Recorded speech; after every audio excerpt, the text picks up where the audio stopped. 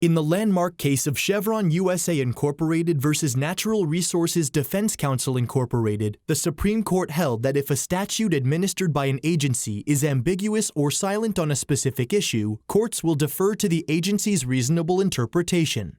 In Digital Realty Trust Incorporated versus Somers, the Supreme Court revisited this issue by considering the proper definition of a whistleblower in cases involving securities law violations.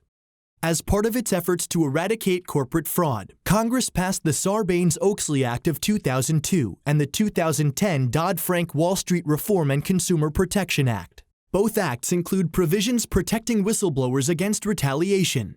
Sarbanes-Oxley defines a whistleblower as any employee who reports misconduct to the Securities and Exchange Commission, or SEC, to any other federal agency, to Congress, or to an internal supervisor. Dodd-Frank limits the definition of a whistleblower to anyone who provides information related to a violation of securities laws to the SEC in a manner established by an SEC rule or regulation. Dodd-Frank protects whistleblowers against retaliation for making disclosures protected under or required by other laws, including Sarbanes-Oxley. Paul Somers worked for Digital Realty Trust Incorporated. Somers was terminated from his position shortly after he reported suspected securities law violations to senior management.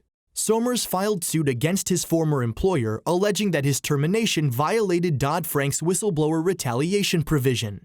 Digital Realty moved to dismiss, arguing that Somers wasn't a whistleblower under Dodd-Frank because he never provided any information to the SEC.